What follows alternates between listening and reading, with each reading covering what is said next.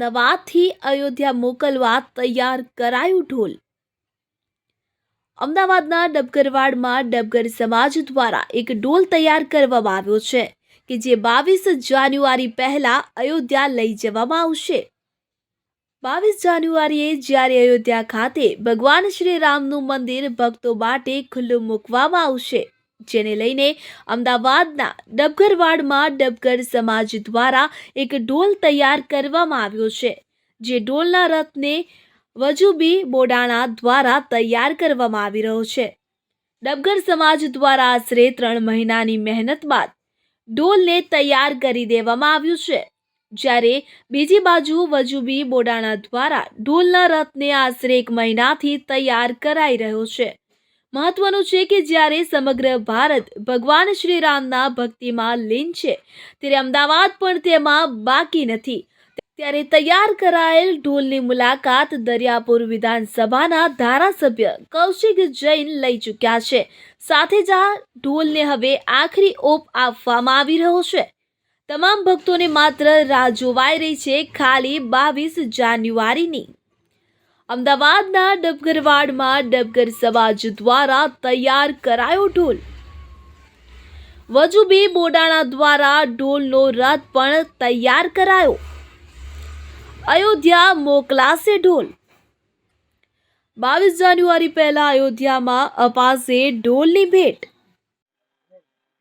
22 જાન્યુઆરીએ અયોધ્યામાં બની ગયેલા રામ મંદિરને 22 જાન્યુઆરીએ જ્યારે ભારતના જનતા માટે અથવા આ દુનિયાના તમામ ભક્તો માટે જ્યારે ખુલ્લું મૂકવામાં આવશે, તે દર્શનાર્થીઓ માટે ક્યાંય અમદાવાદની જનતા પણ બાકી નથી કે અમદાવાદની જનતા પણ પાછળ નથી।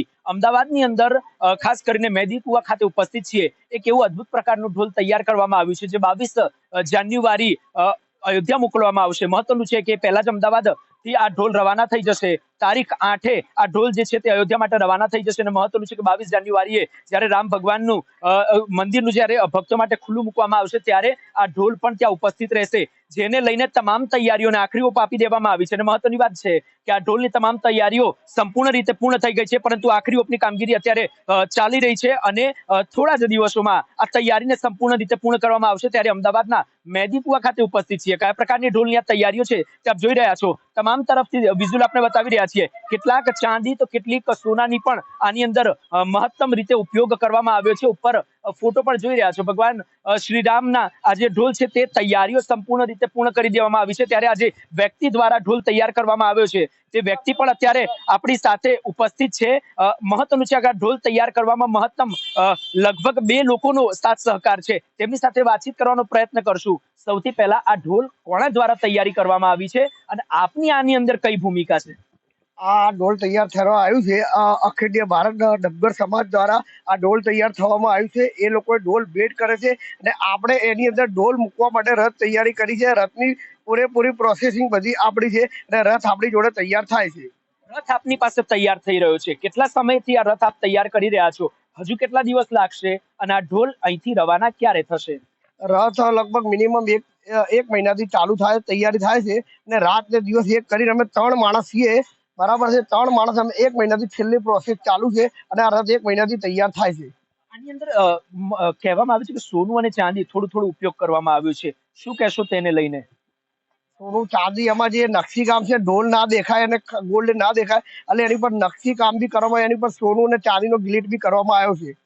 આપને કેવો આનંદ થઈ રહ્યો છે? 22 જાન્યુઆરીને લઈને હવે તમામ દેશના લોકોમાં ઉત્સાહનો માહોલ જોવા મળી રહ્યો છે। તમામ લોકો, ભારતના જે લોકો છે તે રામ ભગવાનના ભક્તિમાં લીન છે। આપને કેવો ઉત્સાહ, કારણ કે આપને આ અવસર મળ્યો છે તૈયાર કરવાનો? હું બહુ જ સારો અને ભાગ્યશાળી કહું કે આ રથ મને બનવા મળ્યો છે ને હું બનાવું છું।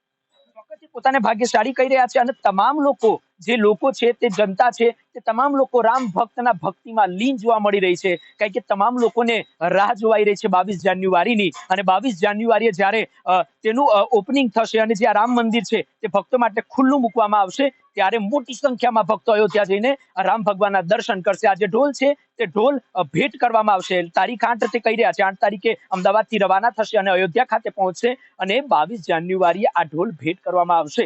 એટલે કે રામ ભગવાનની ભક્તિમાં લીન તમામ લોકો વચ્ચે અમદાવાદ પણ બાકી નથી। કેમેરામેન સચિન પડિયાર સાથે પ્રેમ ચોબે, પશ્ચિમ ન્યૂઝ, અમદાવાદ।